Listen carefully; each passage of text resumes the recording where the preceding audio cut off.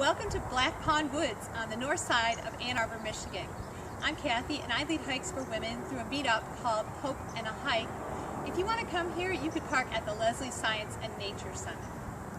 How you experience a hike in the forest depends a lot about how you learn about things you can and cannot see. If you took a trip to Italy, you could just go and walk around, but you could also get a tour book, talk to people, learn about the challenges they face, and having an experience in the forest is similar. Black Pond Woods is a 34-acre city park tucked away in a residential area. It has rolling hills that were created by glaciers, and it has a pond.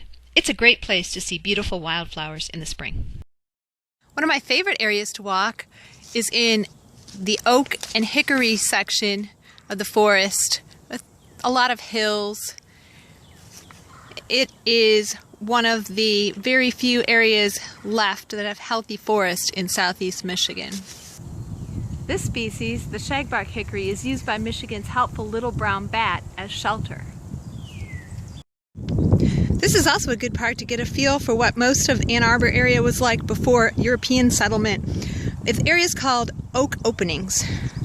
Can you see how the tree cover is different here compared to the dense forest? Oak openings have fewer larger trees that are widely spaced, allowing for a lot more sunlight.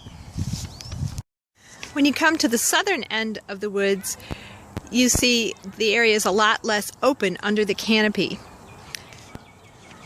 This area is infested with invasive species like buckthorn and honeysuckle.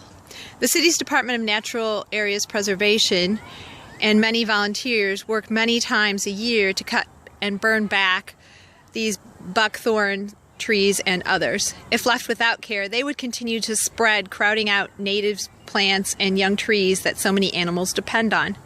Native plants begin to grow back quickly within a few months of being burned. Thousands of students and families have hiked on the marked Black Trail out to our Vernal Pond. It's a 1-mile round trip. The floating boardwalk allows you to really explore the ecosystem up close.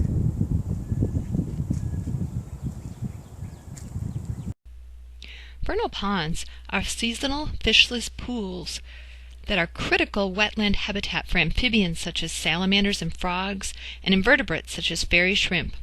They've been referred to as the coral reef of the northeastern part of the U.S., and they provide nutrients, water, and cover to over 500 other species. Scientists in Michigan have only recently begun work on identifying, mapping, and evaluating vernal pools. Researchers are also training citizen volunteers to locate and monitor local pools. They're developing a statewide database and a partnership of organizations to share information.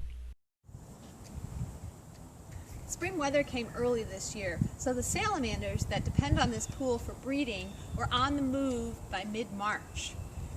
You can see another resident in the pool, a painted turtle. Take a look at the fairy shrimp. They are only in the pool for a few weeks in summer and they kind of swim upside down. There are probably millions in this pond right now. When you see this salamander's stripes, you might be able to guess its common name. The tiger salamander is one of the larger species and it spends most of its life underground. I'm wearing gloves to protect him because he's sensitive to chemicals on my hands that can pass through his skin. Salamanders are great at spreading nutrients between the forest and the pond. Since most vernal ponds and their surrounding forests are on private land, educating the public is key to keeping them healthy for wildlife. Walking in Black Pond Woods, I've seen frogs, toads, raccoons, deer, and even a dozen bluebirds in a flock. Sometimes you can see woodpeckers, some hawks, and even an insect called a walking stick.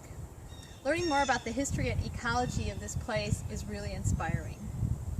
Can you imagine what would it be like here if residents hadn't come together to save it from development?